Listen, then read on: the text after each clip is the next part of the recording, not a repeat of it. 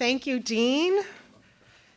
Thank you, Hellenic Preservation Society, the Planning Committee, the Board of Trustees, the patrons, and the sponsors. Thank you for having me. It was January of 2025 when I received an email from someone I didn't know, Miss Helen Collis, who said, "I have your coffee mug, and I want you to come to Cleveland." And so we agreed to have a conversation, and more conversations followed. And I find myself here today. What a beautiful synchronicity. There's lots of other synchronicities that have been happening last night, today, even which slides popped on the screen out of the however many I created. All of these little synchronicities that are telling me I am right where I'm meant to be at this moment in time. So thank you for giving up your time to spend it with me this morning. When I flew in from Richmond yesterday, I must say, I was Cleveland, Ohio. I don't know why, I always think of winter in Cleveland, Ohio. I've never been to Cleveland before, but my plane arrived early. I took a step outside and the sun was shining and I was like, this is unbelievable. I got to spend a wonderful afternoon with Jean, got to go to the Cleveland Museum of Art and see the Collis Wing and all of the Byzantine collection, and I felt at home. I really did. I felt the warm hospitality. It continued through the evening as we met with the Board of Trustees. And I'll tell you a little bit more as we go along. But first, I want to tell you about this picture, because I think if my 11-year-old self saw this picture, she'd be smiling right now. When I see this picture, I'm almost brought to tears, because I see the utter joy on this person's face. You see, I was in Tinos, getting ready to photograph my new launch, my textiles that we're going to be launching in the fall.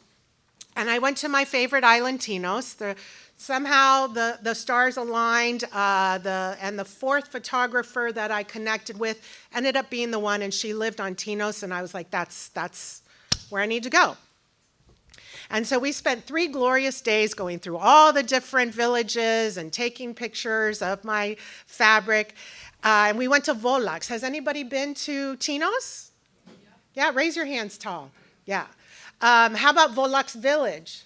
Has anybody been to Volax Village? Okay, then you have to go back. You ride through all these winding roads, and you get to the very top of these hills, and there's giant boulders. I mean, giant boulders. Boulders that are as big as this room and taller than this room. It looks like it's the land of giants, and you feel like you're just this small little person. Now, there's only a few families, like under 20 families that still live there. But it's a very artistic little village. And the houses are built into the boulders. And when you walk around, there's all these abandoned houses. And I'll show you some pictures later on of what they've done in these creative ways that they're handling these. But there's basket weavers there, and artists and ceramicists, and it's an enchanting place. But if you go on the outskirts, there's all these rocks. And so we had this idea that we were going to lay out all this wallpaper, and the wind kept whipping it up. And so we were like, well, what are we going to do? We're in the middle of this field with all these giant boulders, and how are we going to get them to stay in place to capture this shot? And so we went on an expedition to find the rocks. Now, I'm the type of person, ever since I was little, if I go to a Greek beach, I am looking for the most perfect specimen of a rock in every color and shell and everything, and my kids always make fun of me. So for me to find somebody was like, you have to go find a rock. I love rocks. So I found the rocks. I was so happy to find these big rocks, and I was just giggling to myself, and the photographer captured the shot without me even knowing. And so these words, right? You have to have marketing material when you have a company. After all, it is a company. A creative spirit, curious explorer, resilient soul. These are great words that when I worked with my PR firm to help me with the launch, this is what we came up with. But I would say that I'm still becoming. I'm not sure I'm completely there, but I think that's how we should approach life. No matter how old we are, we should still be learning. We should still be exploring. And with every heartache, misfortune, or thing that comes our path, we learn a little more resilience for the next day. So lots of fancy words.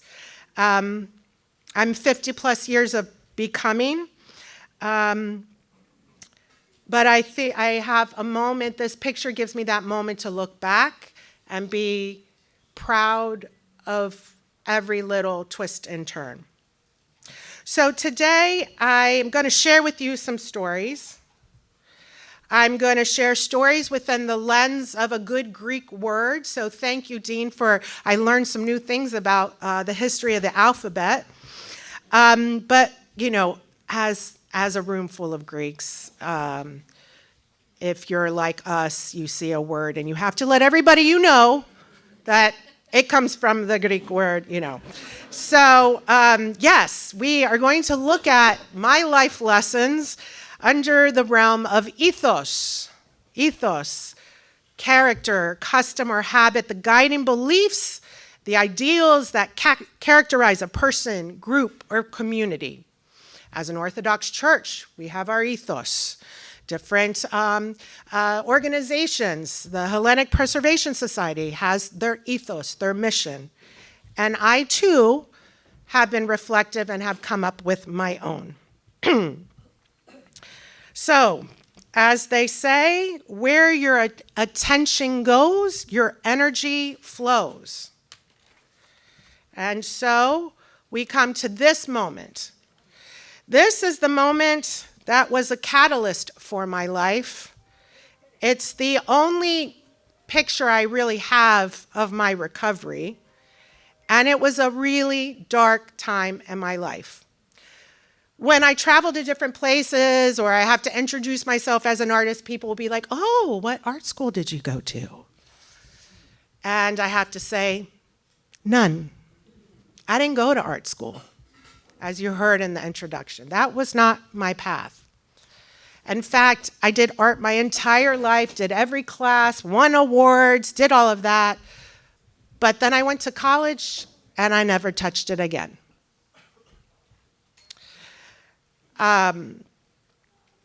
One Sunday night, about 12 years ago, we had moved to a new house and I wanted to move some furniture, and all my kids were busy and ignoring me, and my husband was doing something else, and I became impatient.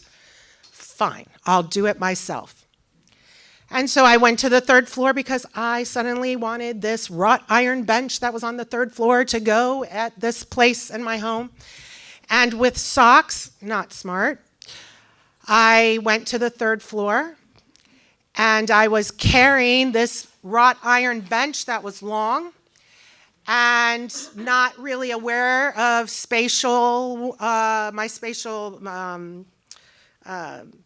my spatial thinking was not very advanced.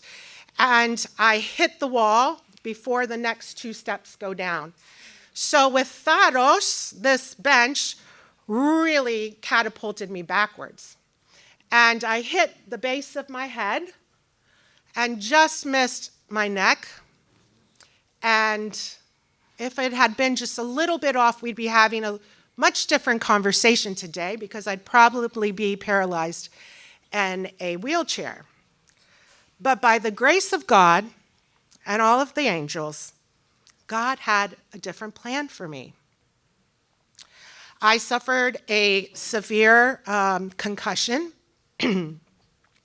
It affected my occipital nerve, so my vision was impaired. My eyes tracked in two different directions. I could not read. Everything was very blurry. For me, the ability to focus on things was difficult. My processing, my brain functionality was impaired. My cognitive thinking, those executive functioning skills were impaired. So I would have a thought and I'd want to get it out of my mouth, but I couldn't make the systems work together. And God forbid if my child interrupted me, I would completely lose track of my thought. So I had difficulty speaking. I couldn't take any bright lights. The combination of light, sound, and motion made me extremely nauseous, brought on migraines, headaches, dizziness. It was a very debilitating time. So I had to spend a lot of time just in a dark room by myself, which I was kind of a powerhouse in my job. I kind of was a person who had a lot of control of things and wanted everything to be perfect and maxed out my days and rushed from place to place. So for me to suddenly be knocked down and could not push my way through like I always had done before was just debilitating. With time, I got some great medical assistance. There's a concussion clinic, Sheltering Arms, that deals with stroke patients and all different kinds of inpatient and outpatient therapies. And I started to relearn. I had to learn I could walk, but I couldn't do this.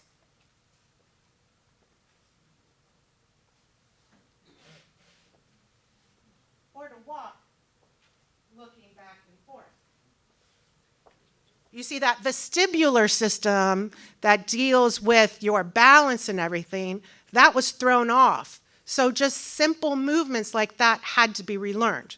Now, the great thing about the brain, and Dr. Schoolbus could tell us all about it, I'm sure, is that there's plasticity, and the brain can heal, and the brain can learn and absorb new things, but it takes time. And it's slow. And I was not a patient woman.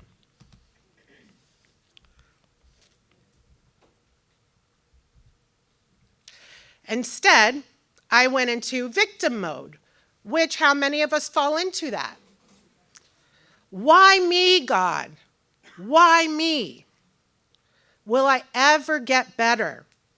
How am I going to get through this? What if I lose my job over this? What if, why?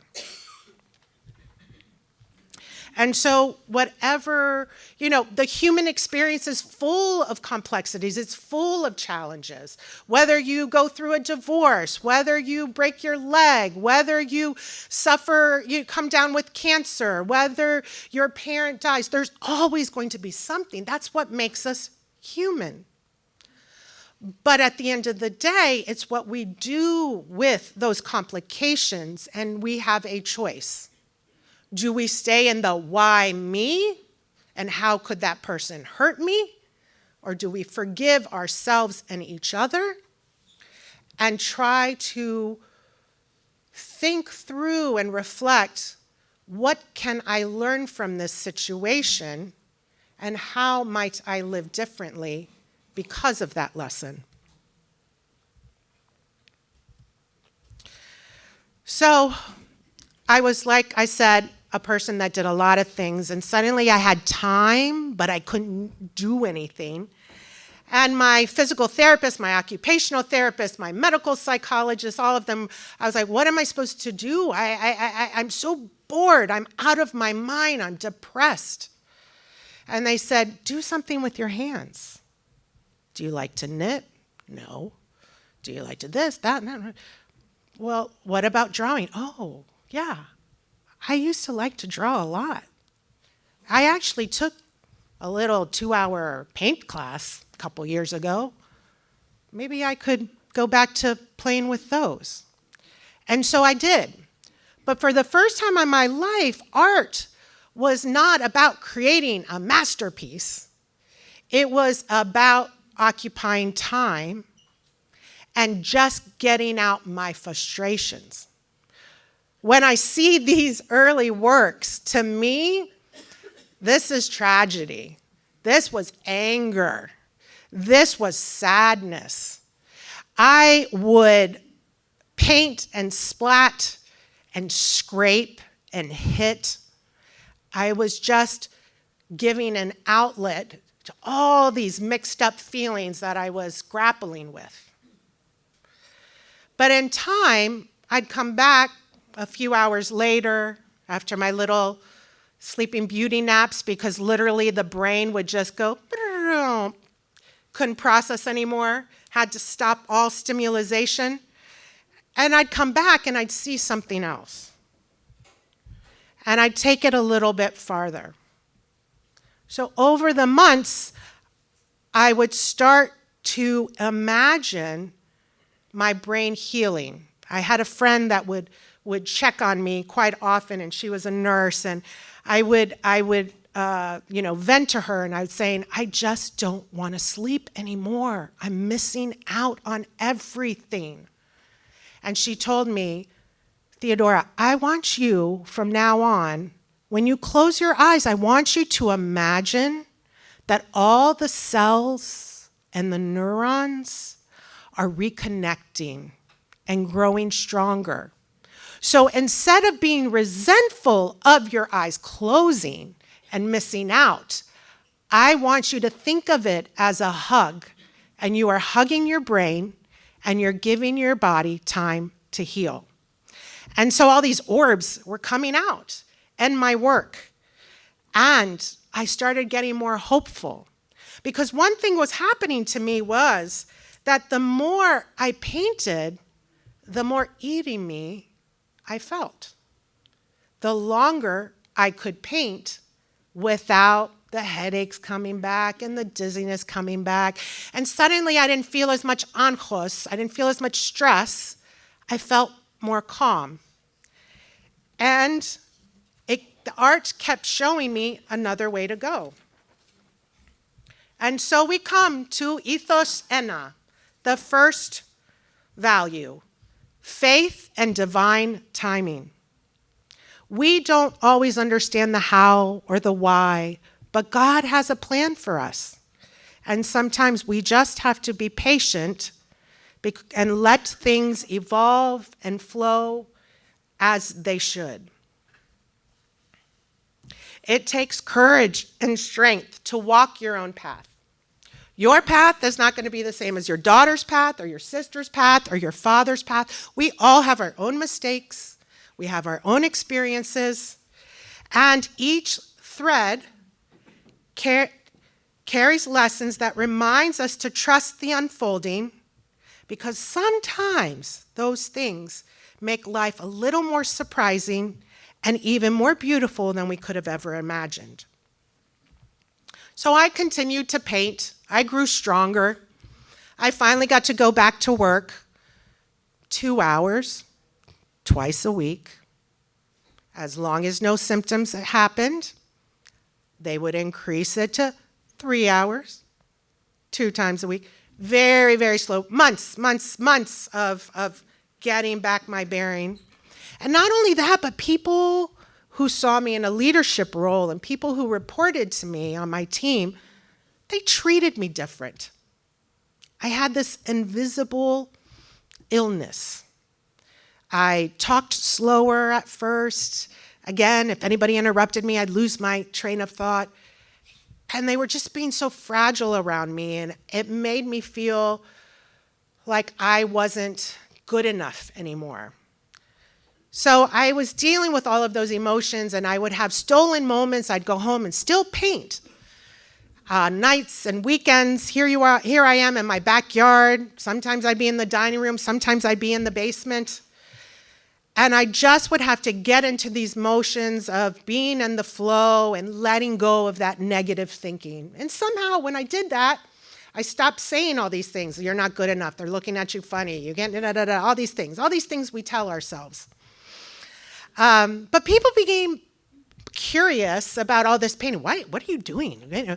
And so I celebrated my 1-year anniversary of this by having a little Home Art Show, and also, to welcome everybody and to thank everybody, all these people that helped me, that were dropping off dinners for my family and giving my kids, 3 kids, rides to their basketball and this and to church and everything else. There were so many people that sometimes when bad things happen to us, we realize who our true friends are. And the people come out and you're just, I wanted some way to also thank them. And that was a very special moment. And then life, as it has its twists and turns, happened again. My mother never smoked a day in her life, was born in 1941 in Pyrgos Ilias in the Peloponnese region next to Olympia. And in 1941, the world was kind of a messed up place. And being the youngest and not having enough food, she was a sickly child. And she had a condition with her lungs that she was the smallest out of all of them, even though she was the youngest, and really declined in her later years with chronic lung disease.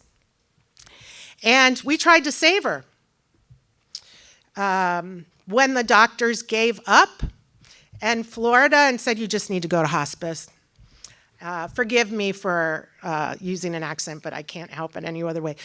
My mother would go, no. You are my doctor. You are not God. You don't tell me when to die, okay? Your job is to keep me, and then she would say, your job is to keep me alive until my granddaughter graduates, okay? She didn't make it. She was a few months short, but we got an extra 10 months with her because my father, God willing, found a way to get her it's called Angel Med Flights. I don't know if anybody knows that. Basically, it's an ICU mini plane with a pilot and 2 nurses. And we were able to get her some life-saving medication at the VCU hospital in Richmond, Virginia. Very expensive one-way flight. And I thought she would stay with me and I would take care of her and all of that. But no, she said, I need to go home. I want to do my medicine. I want to look out the window. I want to see the palm trees. And when God calls me, that's when I'll be ready. But how often we're never ready. And so that dark cloud came back. And it continued to express itself. Whatever emotion I had, it would come out in what I was creating, whether I wanted it to or not. And I was fortunate enough that I was able to get down to Florida and spend the last week of her life with her, taking care of me. And I put these 2 photos together because it reminds me. It reminds me of a couple of things. Number 1, my mother, aged very quickly with all of the medications and the hard work that it took to keep breathing. But her faith was so strong. And 1 year after her passing, well, before I say that, she was my favorite person on earth, besides your kids and everything, and my biggest fan. You could never talk to my mother without her bragging about, it's kind of embarrassing. And also, when we would go home, there would be pictures everywhere. It was like a memorial. It was like, Jesus, Mom. I mean, it's like, has all these pictures of all of us and all the kids and everything. But she would design her house and what made her happy and the colors she wanted. It didn't matter what anybody else thought.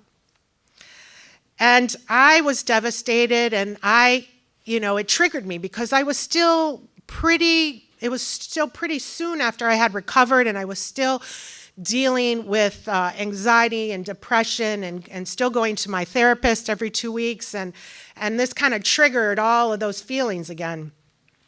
And they kept telling me, Theodora, you're so consumed with your grief that all you're doing is looking at the ground. You're missing out on life. You're missing out the sadness. Your children are witnessing all this sadness. You're missing out on the things that they want you to do with them. Look for the signs. Look up. God will show you that she's fine, she's well, but you have to be willing to open your eyes to it.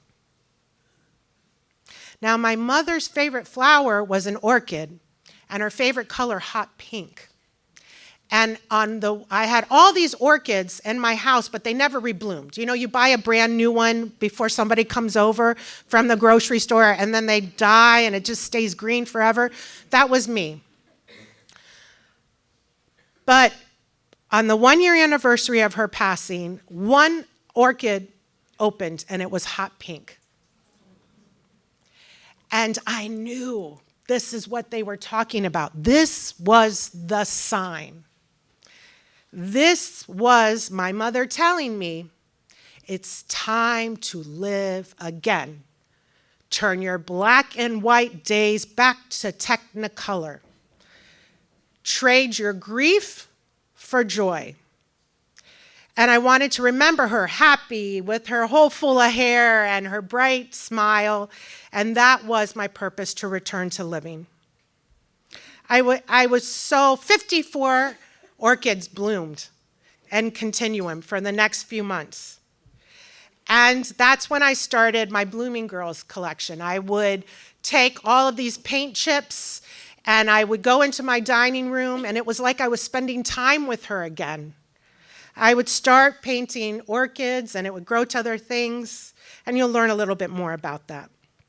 I've been painting these for 10 years. She's been gone for 10 years this January. And the Blooming Girls, again, comes from a place of heart. They have a message, a visual reminder that we need to keep blooming in every season of life. And so this is something that I continue to invite people into our workshops to do. Now that brings us to ethos number 2, looking back in order to look forward. So I wasn't ready to be the oldest one in my family. I couldn't call my mother for advice anymore. She always had these poems and these proverbs and everything, or, whatever. She would always have these proverbs for me, right? And I needed to feel connected to her. And so I was at a point in my life where instead of running around and doing things and working and pouring all this energy, I started to reconnect with my Greek heritage in a deeper level. And some of these questions I was asking myself, what traditions do I want to hold up? Do I want to make sure I teach my children so they will teach their children? What did I love as a child? What would I do if money and time had no question? All of these things I grappled with. And I started going deeper into it. I started going deeper into her immigration story. I started learning, going through old photos. I started asking my uncles questions. I started going back to Greece more. All of these things. And I started just absorbing as much as I could about the art and the architecture and the history. And I remembered being that little kid in the early 1970s where you could go in Olympia and you could climb on the rocks before before they would say, and we'd run away and everything. We would touch it all. And anyway, all these things were looming in my mind. And that's when this notion of creating my own lexicon of visual marks and how could my art maybe take a turn to be more of a reflection of my Greek identity. And so I began. I started making time to see where the art might take me, where before everything was just lots of color and confusion and chaos. Now I wanted simpler things, more white space, more intentional marks, as my journey to living with more intention was also starting to form. And it took different methods were then I would start thinking of words that I wanted to project and how to take the words and deconstruct them into abstract compositions so that I knew what it meant. And if the viewer chose to learn about it, they could also. And that brought me to ethostria. Guided by curiosity, we make time for exploration. You see, I believe that there's something worth discovering around every corner. How many of you are the type of people when you go on vacation, you have the itinerary down to every 5 minutes? How many of you? Okay, all right. Go ahead, be proud, be loud and proud. Okay. Yeah, I used to be that way too, but no more. I make sure to leave room. Leave room for little synchronicities. Leave room to explore. Because sometimes those unexpected synchronicities will bring you to even greater things. So let me tell you a few of these little synchronicities. Getting in the car this morning, and Dean, the gentleman that he is, closes the door for me. And then I open it up because I saw something on the ground. Because again, once you're tuned in to look for the signs, you can't turn off the spidey sense. And there were beads, it was like, it was the road, you know, it was the to come and pick me up in front. It was just the road. And there were all these little colorful beads, and one was a heart. So I had to open up the door and take a picture, and it was confusing for Dean. I'm like, I have this thing. I have this thing. I have to take pictures when I see the sign. And the signs that I'm loved and protected. Because, of course, I was feeling a little nervous, so that was like, it's okay, your guardian angels are with you. So how profound, then, do I come and I see on Dean's, we're doing our sound checks, and I see here, there's a cute little sticker from Dean's daughter, I love my dad, with 2 little cats. And I'm like, okay, Dad, thank you. Thank you for the little wink from heaven. And then I start finding myself tipping, I'm fidgeting in my seat a little bit. And then it turns to my mother's picture. I'm like, okay, I get it. You're here, you're watching me, I'm protected, I'm loved, I got it. All these little things. But then there's more. I meet Marina, and then I thought she said her name was Amiris. It's Eurymides, but my hearing's not so good. And she goes, no, we have an Amiris. And I go, well, Arcubari, Poppy, Menu Amiris, and they have Katina. We have a Katina Amiris. And no joke, Katina used to come to my hometown in Bradenton, Florida. She's Thea Poppy's niece. She knows my brother, Gus. She went to Kylie's wedding last spring. What are the chances? Right? Synchronicities. If we open ourselves to the possibilities, if we are open to receive, if we're willing to say yes to things that make us uncomfortable, to try something new, just like sliding door moments. A coffee mug from Emily Vassell, who called her mother to say, there's this artist, and she has cute mugs. I think you should get one for Miss Helen. And I'm here today with my parents' Vaftistira Katina's first cousin. God works in mysterious ways. So leave room for the unexpected. Give yourself time and space to listen. And so that's what I've been doing. I make a point to go to Greece as often as I can, at least once a year, and I soak it all up. I'm partial to the Cycladic Islands, but there's no island I won't turn down. There's no offer to come see so-and-so that I will turn down. And I've met the most amazing people there. But it all comes back to me being the daughter of Athanasia Stathopoulou and the granddaughter of Theodora Karachalios. How can I make them proud? How can I continue to preserve our traditions, Now, granted, my art is a little more contemporary.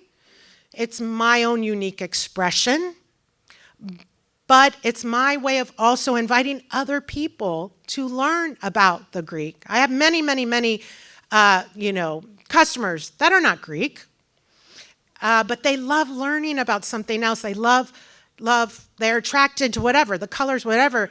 And so I view that as my legacy, my purpose, to bring people together, to ignite creativity, because after all, as Socrates said, I have this hanging on my bulletin board in my studio, I am not an Athenian or a Greek, I'm a citizen of the world. And so just like I was a kid who loved art and loved to travel, and I was an exchange student, I would soak it all up, and I wanted to go into the foreign service, and it didn't happen for me. I got married young instead, had kids.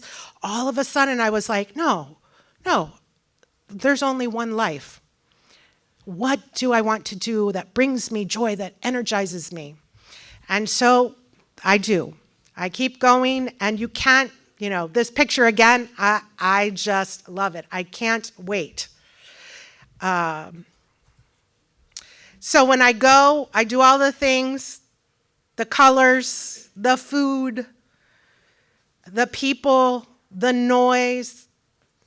There will always be somebody whose voice sounds like my Tia Poppy, or sounds like my mother, or my Tia Mary who would take me to Corfu. All these things. I feel a huge sense of belonging.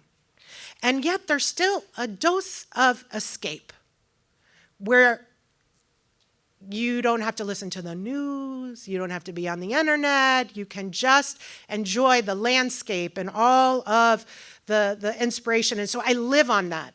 When I go, I spend time alone, in addition to seeing family and everything, and those are sacred, sacred times for me where I'm just exploring. And I live on that energy for a whole year until I can go back. Now, the other thing that, as I would reflect upon, is that, I have it pretty good. My kids have it pretty good. I mean, my mother grew up during the war. There's people that lived under occupation. There are people today starving. We are at war today in so many places. Food insecurities, even in our towns. In Cleveland, I'm sure, just like in Richmond. Poverty, death, illness. But our Greek society, our people, they've lived through many things, and we still hold on to all of these traditions and values today. And so I went down the rabbit hole, and I started finding different poems and different philosophers, and I would memorize them. And so two of my favorite ones, one is by Nikos Gatsos.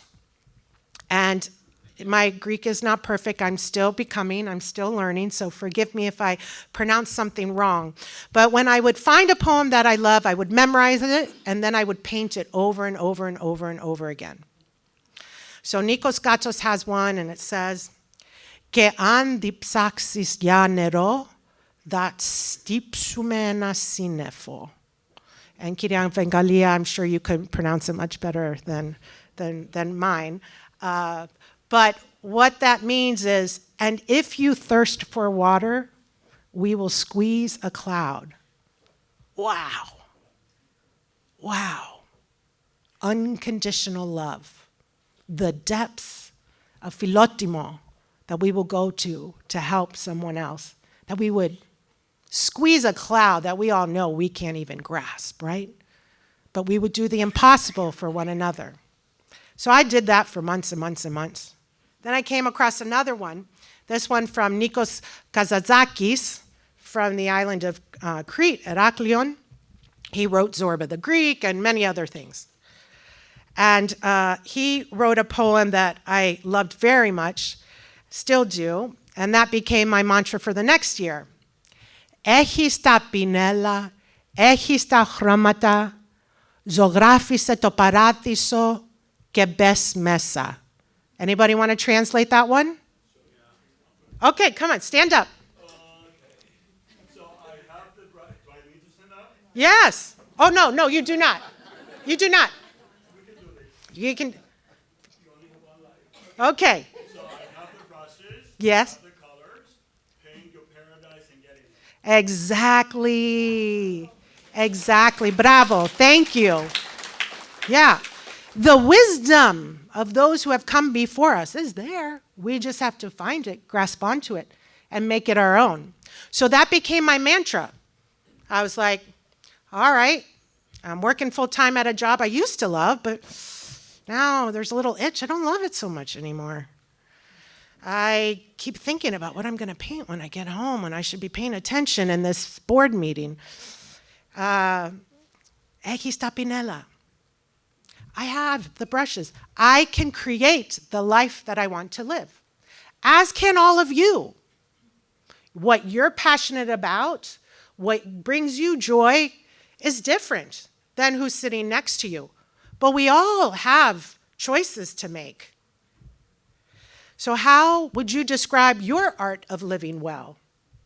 What would your days be filled with if you had the freedom to choose? So this particular poem is the one Aquí está Pinela. But as time passed on, I was like, okay, I'm memorizing all these poems from very old dead Greek men. And I reached a point where I had been professionally painting and selling organically. You know, things would happen, doors would open, people would want to buy things. And suddenly I was having to say no because I couldn't produce any more nights and weekends and still hold down my job. So after 7 years, I decided, oh, I didn't do so bad. Look at my tax returns. I could do this. Was it scary? Absolutely. But I then said, okay, if I'm going to do this, I have to stop painting the words of other people. What kind of artist do I want to be? Why would anybody care or want to have my stuff with them? And so I started to think, okay, I want to come up with I'm not really a poet, but I want to come up with something. And I came up with something called 7 Wishes. I came up with the number 7 because it is like the most perfect number. It's a very positive number in almost every culture and religion around the world. 7 days for the week, all of these things.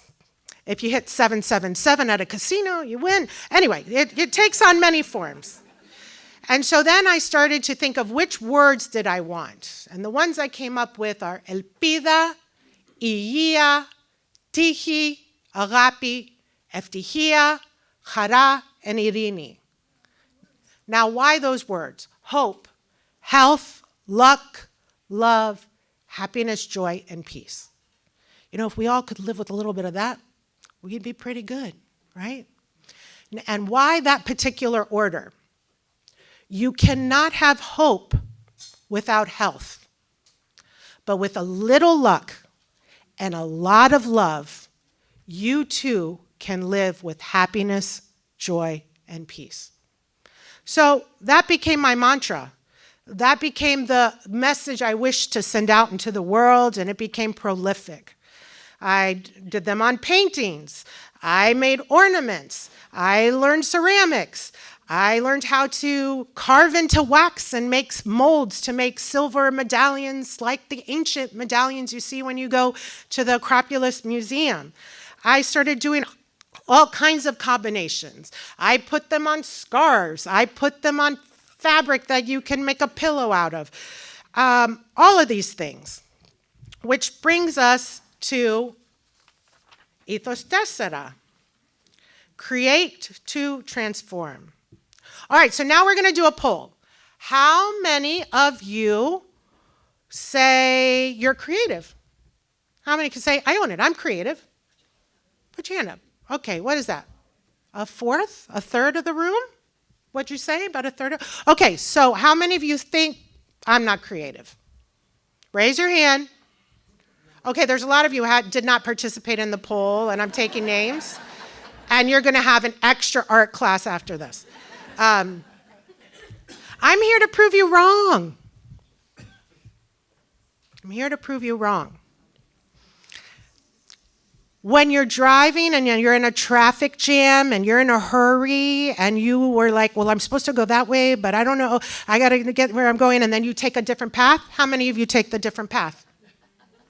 Okay? All right? When you get a phone call that your child is sick and you have to drop everything and go get them from school and then figure out how you're going to get that report done at the end of the week? Happened to anybody? Okay.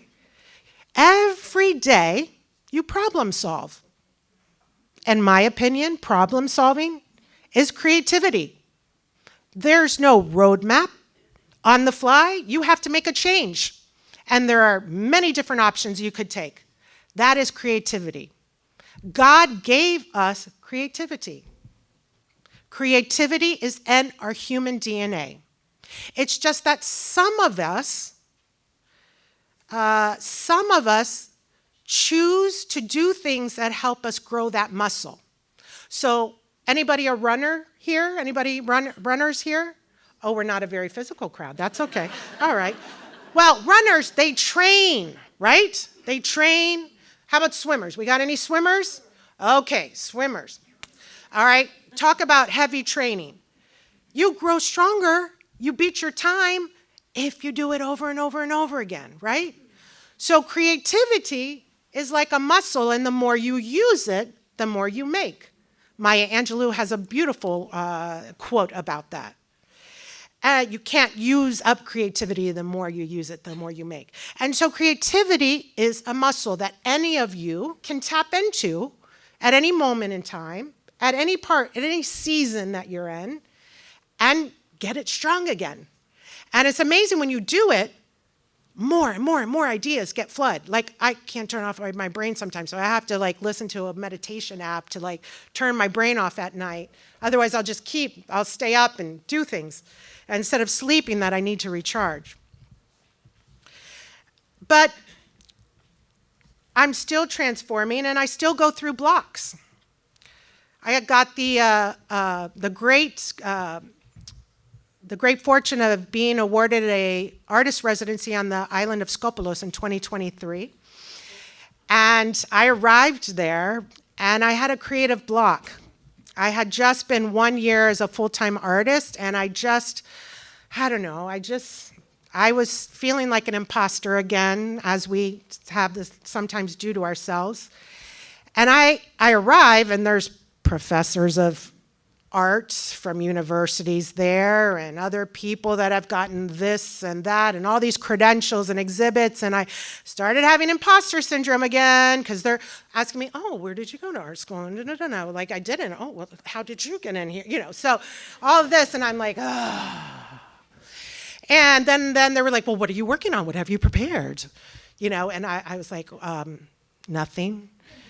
And they were like, oh, And I could read their faces, and I could see how they were looking down on me. I didn't come with any plan. Because again, I was lacking inspiration. I had felt a rut. I was tired of taking care of my father, who lived with us, Parkinson's. I was exhausted. I needed a break. So I spent the next few weeks playing.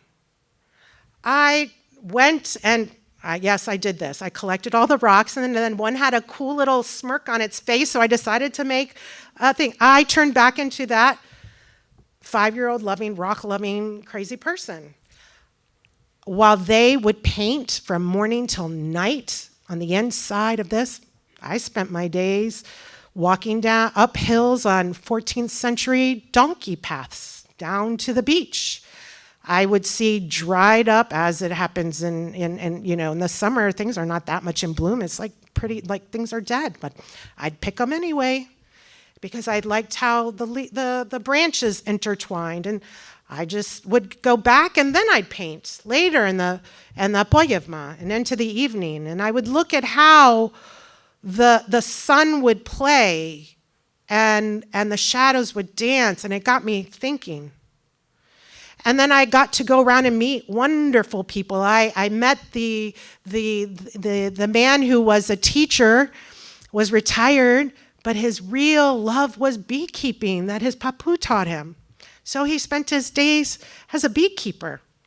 And then I met Rodios on the bottom there, who was a fourth generation potter, who still did you can see the wood desk that was with a wood disc, looked like from Middle Ages, and he would move it and he's making it.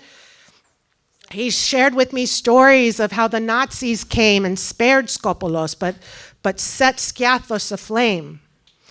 How they looted all of the things, how his grandfather went to the San Francisco World's Fair with his ceramics. I mean, in the 1910 or something. It was crazy, crazy, wonderful stories. I got to go up to the monastery and I met with one of the paters there, who is one of the remaining ones that is doing the ancient Byzantine painting on pottery. And I got to learn from him and see all the prosphoro and the different things that they make there. And then I started to play with this collection of all these rocks and things, and then I would write all these different things and words that would come to my mind, and I would capture, and I would the shadows, and then I would see a vase, and I would prop it up, and I would try to get the shadow, and then I'd run and get paper, and then I would tape it to the wall, and I would draw really fast, but the shadow's moving, the sun was moving, so I would have to move really fast, and you would see me, after a week of doing nothing, just wandering, talking to people, I came back, and then all the professors started saying, she is like a little insect buzzing around. What is she doing? Because I just, all of a sudden, inspiration hit, and I was ready, and I was doing it, and I call it shadow dancing. And I had to give a presentation at the end, and my presentation was, O ήλιος παίζει και η σκιά χορεύει. That was the name of my exhibit, with all these different experimental things, and that was the cohesive thread. The sun plays and the shadows dance. That's what it was called. And you can see one of these little shadow paintings on the side there. And being around all those potters got me really excited, so when I went back, I wanted to learn how to build big. Started remembering about trips to Akrotiri and Santorini, and seeing all of those, so it made me want to build bigger. And then I started using the ancient technique, because I loved surface design. Once I would build it, sgraffito, if anyone's heard of that, where I would paint it with all these haphazard underglazes, just how I would look like Pollock, just sprinkling things and everything. Again, that crazy, I was running around with the shadows. I had this idea, and again, the other people, what in the world is she doing? But I had the faith to try something and not be afraid of failing. And then I take my carving tools, and then I carve away the colors to reveal the clay body again. So what remains is what the design is. It's backwards. And that's one of the vases that made it into the Paris exhibit. And so, again, creativity transforms. I can't keep doing the same thing over and over again, even though people really like certain things. Can you do that, but do it in this color? And I love being able to connect and do special things for people. But I'm always in search of what could I do next, and where will this curiosity take me? And this curiosity took me home. So how does art influence our homes? How do flowers on a table light up your day and reduces your blood pressure? How does going to a museum relax you? All of these things. You can look at the New York Times bestselling list, Your Brain on Art, beautiful book, and the neuroscience behind being a practitioner of the art as well as being a practice of the art, how it helps our mental well-being and has physiological benefits to our lives. But also, I'm very sensitive to environments. I'm sensitive to colors. I'm sensitive to smell and sounds. And when I walk into a space, it will either make me feel at home or it will make me feel guarded and reserved. And so I started thinking, this pattern would be really great on wallpaper, and this color would make me really happy to be in it. So I started taking all these experimental paintings that I had done back in Skopolis in 2023 and started going further, deeper in the iteration of those, and I came up with a collection that's inspired by Greece. An original painting became a pattern of vessels. My little fishes' dinner by the sea, memories of spending hours at the beach in Evia, where all of the adults would be sitting there and all the kids would be playing in the beach and we'd be there for 6, 7 hours. Dinner by the sea, turned into wallpaper. This I call sacred hills, how you look into the distance and all the different places in Greece and you see the hills and the terrain. I actually did the printmaking. I was experimenting with printmaking and brayers and rollers and started seeing these what looked like hills to me. And so then we transformed them and took 15 different paintings and created the repeat patterns for it and then changed the colors because the olive one in the middle reminded me of the olive trees. But then when you stand on the edge of the earth and you look out into the Aegean Sea, you see all the other islands that are just yonder. And so I wanted the blue one to remind me of the islands. And then in the summer when everything looks kind of dead and the rocks and such, I wanted to, if you look, you can see the lichen, the fungus that grows on the rocks in Tinos. It's this beautiful mustard color. So I chased that too, and that's the Aegean harvest. Then when I went to Volax, all the abandoned houses have all these different poems and songs written on all the on the doors, the dilapidated doors and shutters. So you walk around these abandoned houses and their history lessons and how thrilling it was for me to find one from Gatsos and Kazantzakis and, full circle. And again, the shadows playing and the textures and the dilapidated houses became inspirations of other patterns. And then drawing in Rodios's backyard, the orange leaves and the shadows that they cast became the orchard pattern. And getting to see them now in people's homes who have no connection to Greece, but feel a connection to the way the colors and the patterns make them feel is a new sense of fulfillment.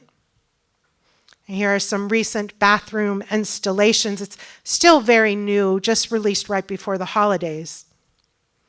And then my gramata, one of the first things that I did, is also in this bedroom, and the curtains and the pillows and cornices. And that brings us to my final lesson, Bende. Celebrate life's sacred moments. For me, I have to be in isolation to do my own work, my own creativity. I have to go within, listen to my intuition, not be distracted by outside noise. But I also crave the ability to connect with others. I want to know what you see in the painting that I don't even see. I want to know how it moves you. I want to know who this custom painting is for and why you want me to create something in their honor. I don't want to just do a transaction. I want to have a connection. That's why I'm going to insist that we have a phone call before I start your painting. I want to know where it's going to live. I want to know the colors that are around it. I want to know the people and the room that will be enjoying the space. You see, beautiful things happen when we gather together. That's when connections are made. Those connections help us grow, help us flourish. And shared moments bring lasting bonds. And so that's why my practice has now grown into workshops and retreats in Greece. I still crave the ability to connect And being here feels very much like my home away from home. My church is also St. Constantine and Helen. So why did you pick this one out of the 4 that are here? Another beautiful synchronicity, don't you think? And so I hope in some way, somewhere through all these stories, that maybe one little nugget struck a chord in some way. That maybe it will help you to ponder and look at life from a different perspective.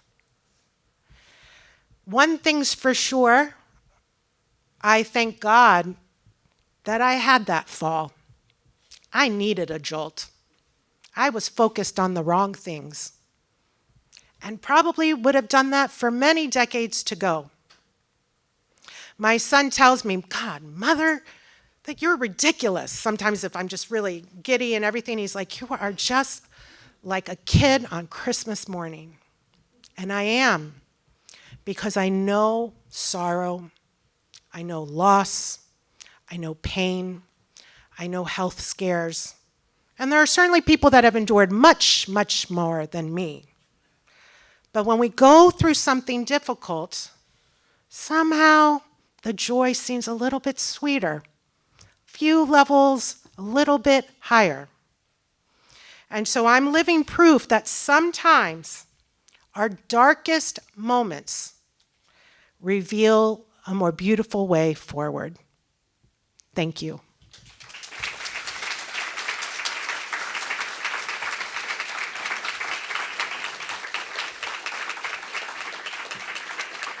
I got on a roll and I ended too soon, so I want to show you one more thing. So this is someone that reached out to me from Florida, and they said, her name is Eleni. She said, okay, I've been following you. I see all these different things that you're doing, and I have this idea, and I don't know who to do it, so I thought I'd send you this email. But I have bags full of all the kendimata and the simedakia from my yaya, my thea, my other thea. They're all deceased. I'm the only one that's left, me and my sister. I have them on my bedspreads. I have the pillowcases. I have the tablecloths. I picked my favorite ones, and I still have them, and I don't know what to do with them. Can I just send them to you?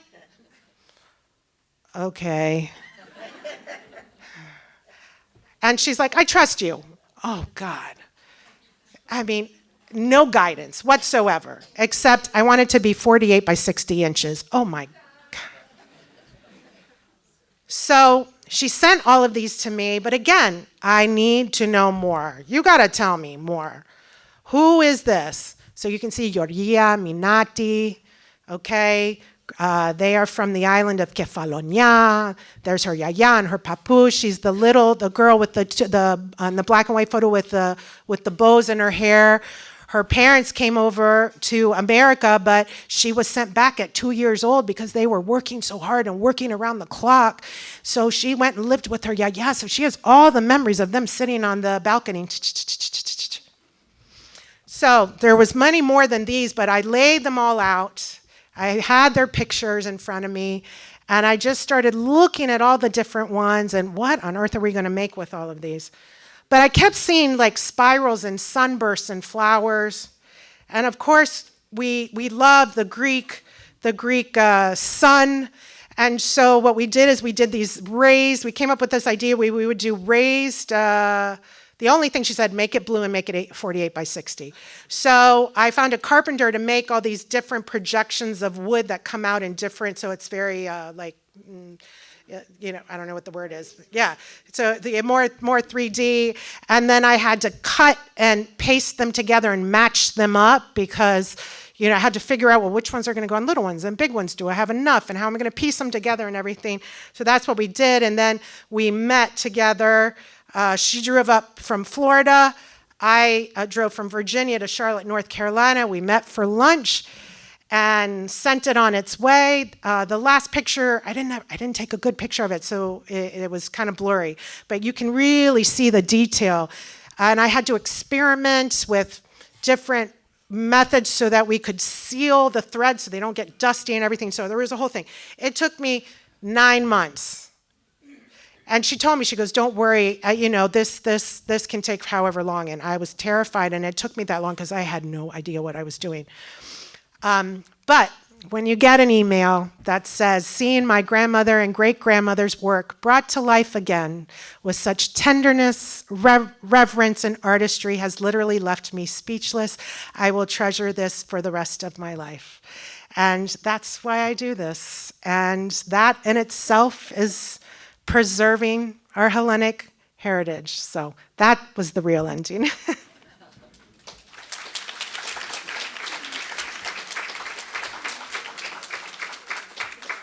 Okay, so what comes next? We are going to take a little bathroom break.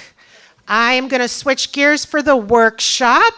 So go to the bathroom, fill up your drinks, and then I'm going to need one volunteer from each table to meet me at the front so we can distribute supplies, and you all are going to get to work.